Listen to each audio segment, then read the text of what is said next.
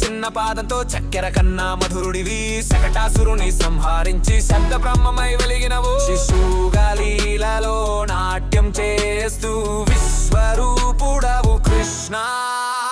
యశోద ఇంటి ప్రాంగణంలో వేడుక నామకరణోత్సవ వేళ బాలకృష్ణ పారిజాతం వలె శోభిస్తుండగా శకటంగా మాయ చేసిన రాక్షసుడు చేరే బాలునిపై కక్షతో దాగి ఉండే కాపటంగా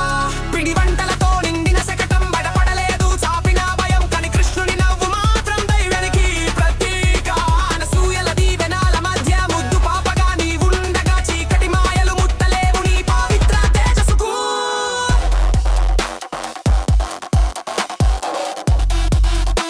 నిద్రలోని వాడవు నీవు కాదని బాలుడైన పరమాత్మవే నీవని తెలిసినది కాలమే అవసానించవలసిన శకటాసురుని లీలగా చూసినవో చెంగల్వ లాంటి పాదంతో దెబ్బ వేసినవో వీణా తంతులు మిన్నగా తిరగల శబ్దం శకటానికే పగిలిన చీలికలు విశ్వరూపాన్ని జ్ఞప్తిపరిచే దేవతలు అష్టవ్యపరి ఆరతులు పట్టగా భూమి ఉయ్యాలలాగే నిన్నలాడే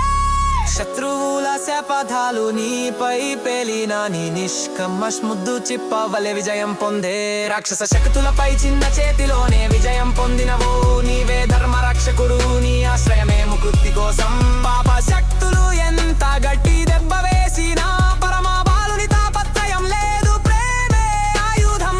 శకటాన్ని ఒక్కలాగు దెబ్బతో బద్దలు కొట్టి ప్రపంచానికి నీ శక్తిని చూపించావు కృష్ణ శబ్ద బ్రహ్మమైన నీ అరవిందన్ ఒక్క వణుకు చేత భూమికే చలనం శకటాసురుని మరణమే కాదు భక్తిలో కరిగే రక్షణ గురువైతివి కోపము లేదు